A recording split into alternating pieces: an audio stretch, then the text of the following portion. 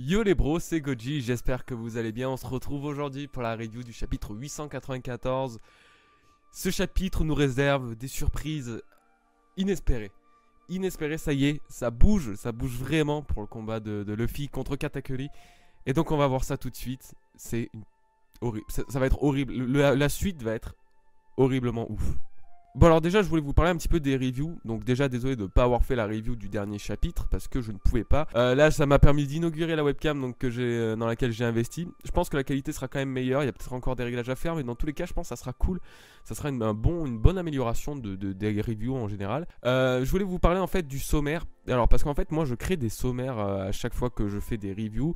Vu que les vidéos sont relativement longues, je les divise en plusieurs parties dans la description. Et puis comme ça en fait ça vous permet de directement aller au point qui vous intéresse le plus, au sujet qui vous intéresse le plus. Je fais ça parce que, je vous le redis, parce que dans la dernière review, celle que j'ai fait avec le placement de produit, il y en a un qui disait ouais tu te justifies pendant 4 minutes et tout, enfin c'est un peu long, je sais plus quoi exactement. Mais justement j'avais bien mis en évidence le sommaire pour que vous ayez l'option de passer quelque chose qui vous plaise pas spécialement dans la review. Donc je sais que ça a beaucoup plu à certains d'ailleurs. Donc voilà, je vous le redis, si jamais vous voulez cibler un sujet en particulier ou quoi, le mieux est de regarder la review en entier bien sûr, mais si jamais voilà vous avez un petit sommaire, ça peut être bien, ça peut être intéressant pour vous. Bon alors ce chapitre 894 est dingue parce que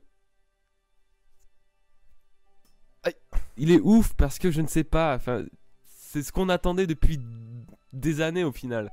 C'est ce qu'on attendait depuis des années et là ça y est, on a enfin un nouveau gear. Un nouveau Gear Force. Bon bref, on va commencer par le début. On commence avec un nouveau flashback de Luffy quand il s'entraînait avec Rayleigh. Donc voilà, on voit que Luffy n'arrivait pas à prévoir les coups de Rayleigh à l'avance, etc. Il n'arrivait pas à développer son acquis l'observation. Et c'était vraiment une période super compliquée pour lui parce que du coup il se mettait des restrictions. S'il n'y arrivait pas, il ne pouvait pas manger. Et on sait à quel point la nourriture influe sur le comportement et sur un peu tout de Luffy. Donc voilà, on voit qu'il était en vraie galère. Et donc c'était quand même c'était important. C'est important de le voir comme ça. Je pense que ces espèces de flashbacks sont ultra importants pour toute l'histoire. Parce que du coup en fait c'est quelque chose, ça nous permet de lever un peu l'ombre qu'il y a sur cette période des 2 ans, voir un peu ce qu'il a fait, etc. Là je pense que ce flashback datait donc du tout début de son entraînement quasiment, au début des 2 ans. Donc voilà, il avait appris les premières bases du haki l'observation et puis voilà, donc Rayleigh lui explique un peu à quoi correspond le haki l'observation, ce que tu peux faire et tout avec, et il dit quelque chose qui est ultra intéressant. J'ai beaucoup dire ultra intéressant cette fois-ci, vous pouvez les compter si vous voulez. C'est qu'en fait ça confirme l'une de mes théories à propos du haki en fait de l'observation qui reflète les émotions. Je sais pas si vous avez vu ma vidéo sur le haki maudit en fait, sur la malédiction des sabres noirs, où je disais qu'en fait tout ce qui était Kitetsu, etc. était imprégné d'un haki maléfique ou maudit, et donc c'est en fait de là d'où venait Ashura, d'où venaient toutes les malédictions des sabres, etc. et des sabres noirs, machin. Et en fait j'avais dit que ouais, le haki, l'aura du haki pouvait avoir donc une certaine comment dire, une certaine émotion, j'avais pas utilisé ce terme précisément, mais c'était plus ou moins pareil. On pouvait ressentir un haki mauvais, un haki maléfique à travers des gens comme voilà, Sanji et Zoro l'avaient fait à Punk Hazard pour Vergo par exemple. Ils avaient senti quelque chose, une mauvaise aura, et pareil d'ailleurs pour Caribou sur l'île des hommes poissons. Enfin bref, je vais pas vous lister tous les trucs, mais dans tous les cas ça confirme vraiment cette théorie, parce que là en fait le haki de Rayleigh, quand il frappait Luffy avec un coup de bâton, Luffy a réussi à sentir la colère, une émotion à travers ça. Et donc voilà, c'est le petit truc qui confirme ma théorie et dont je suis bien content. Donc on revient dans le réel, on voit Luffy donc qui se calme et qui arrive à esquiver tous les coups de Katakuri, qui arrive à les prédire à l'avance. En fait c'est dans ce moment là que je vois à quel point Luffy a progressé, parce que si vous voulez, en fait il se remémore des souvenirs de son entraînement avec Rayleigh, etc. et donc tout ce qui est flashback, etc. Et on peut vraiment voir que Luffy s'entraîne, enfin prend conscience de certaines choses et se pose, il écoute, et vraiment ça me donne une impression vraiment d'un Luffy beaucoup plus mature au final, pas comme avant qui n'avait pas d'expérience et du moins il avait rien sur quoi se baser pour battre tel ou tel ennemi. Il y allait vraiment franco, il y allait à l'impro, et tandis que là bah voilà, il se cale et tout, il prend son temps de se remémorer tous les souvenirs et tout ce qui est entraînement de Rayleigh, etc. Et donc voilà, là on voit un petit développement de Luffy qui est super agréable.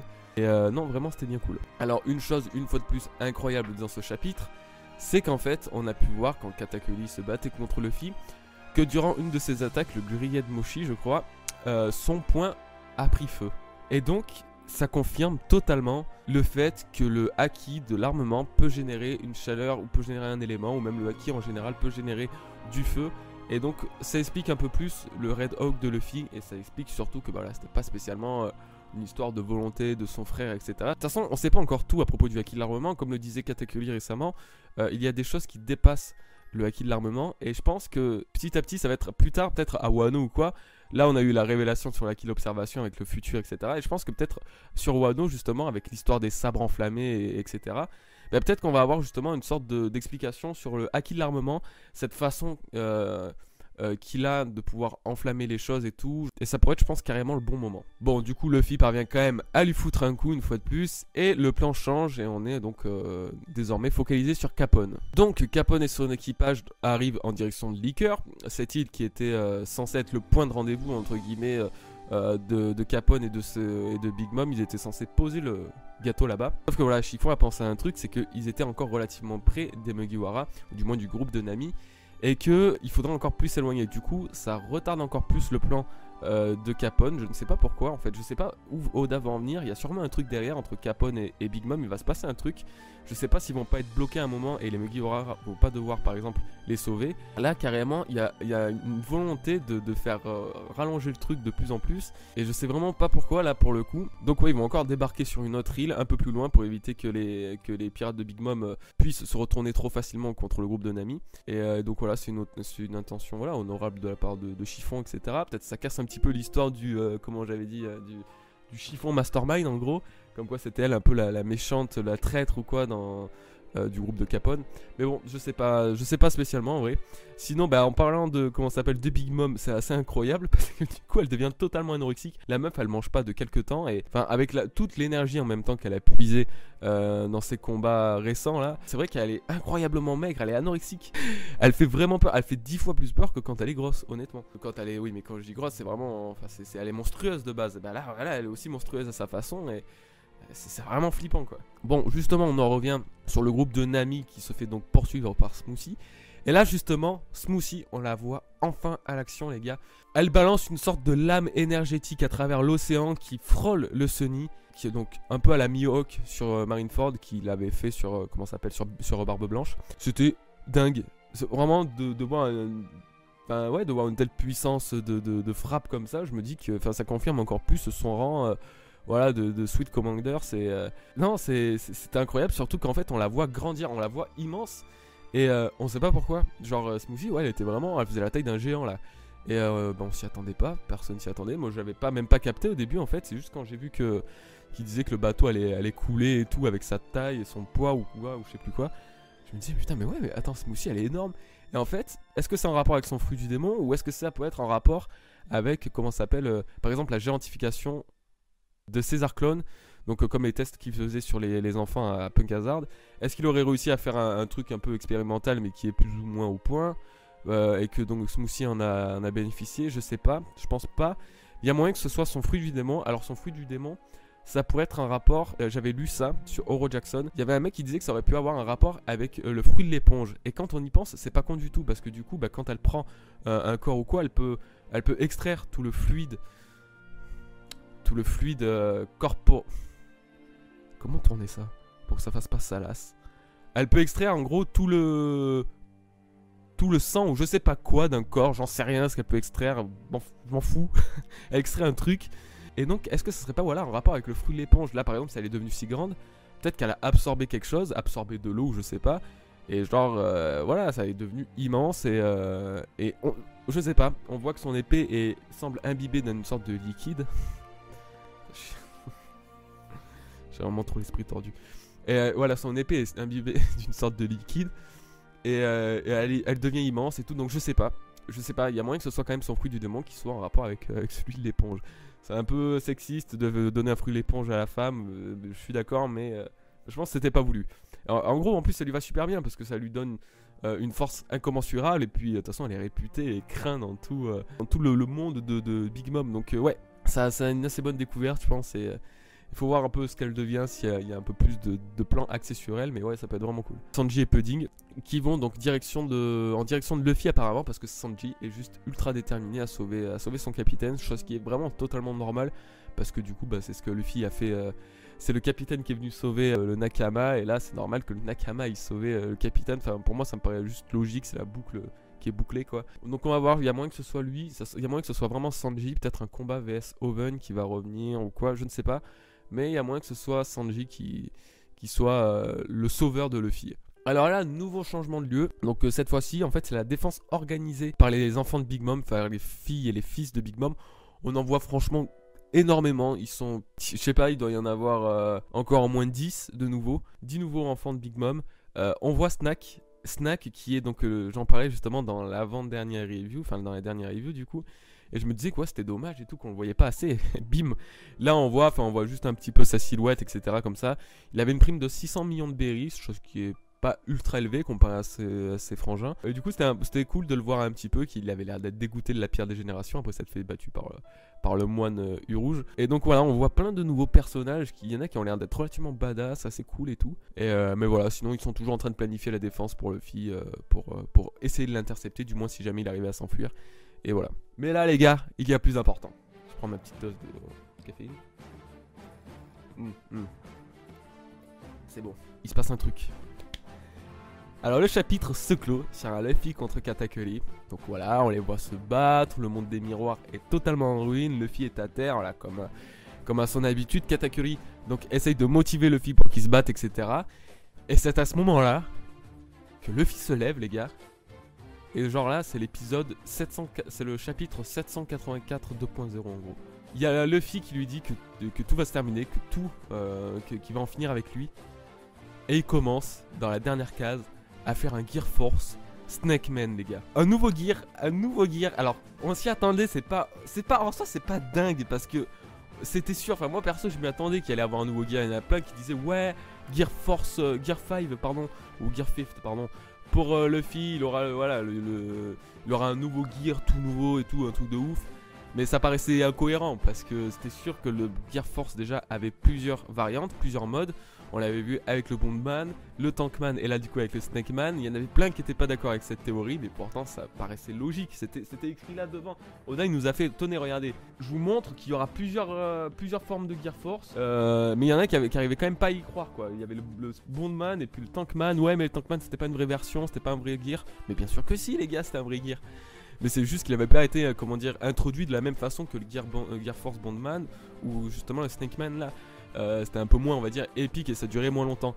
Mais là, du coup, on a un Snakeman. Alors, franchement, perso, j'arrive pas trop. J'ai quelques idées en tête, mais je sais pas ce que ça pourrait être. Moi, j'ai pensé qu'il y avait un rapport genre avec Sander Sonia. Vous voyez cette façon qu'elle avait d'esquiver, en fait, grâce au Haki de l'observation, d'esquiver tous les coups de Luffy, en fait, lors de leur combat dans l'arène de Amazon Lily, du moins, putain, j'arrivais pas à trouver le mot. Et donc, moi j'imagine un peu quelque chose comme ça, genre Luffy reprend un peu son instinct primal, un peu aussi comme face à ANR, en fait, quand il se déconnectait et tout, et genre qu'il pouvait tout esquiver en se dandinant un petit peu comme ça. Moi, j'imagine un peu la même chose, voilà, Luffy pourrait se mouvoir entre les coups de Katakuri, et donc il pourrait esquiver, on va dire, instinctivement tous les coups. Et je pense que c'est le truc un peu le plus logique. Mais le problème c'est que c'est juste super défensif comme gear. Et ça servirait peut-être pas à grand chose. Alors du coup je me suis dit que le Snakeman ça pourrait peut-être encore avoir un lien avec la théorie que j'avais fait sur l'éveil du roi de Luffy. Comme quoi le Snakeman ça pourrait être la vitesse simplement. Et donc que Luffy allait développer une vitesse incroyable, surhumaine, et qu'il puisse prendre le dessus en gros sur Katakuri grâce à ça. Donc en gros il y a plein de possibilités. Moi j'avais aussi pensé à un truc, c'est que vous vous souvenez de la technique de Luffy contre Odin quand il se battait contre lui. En fait sa main il faisait une sorte de serpent en fait, ça ressemblait à un de reptile ou je sais pas quoi. Et puis en fait il lui a donc donné un coup dans les branchies, libéré une sorte de décharge électrique de ce qu'on avait vu en tout cas dans l'anime. Et donc là je me dis peut-être c'est un peu pareil, je sais pas. Non mais je vois pas en fait ce qu'il pourrait développer avec ça et je vois pas en quoi ça pourrait être épique en vrai. J'arrive pas à imaginer tout ça contrairement au Bondman où là il y avait vraiment une puissance et tout. Là je me dis que soit c'est une vitesse surhumaine, soit c'est des coups moins puissants donc pour le Snakeman, mais voilà une mobilité accrue et une esquive vraiment dingue et je sais pas.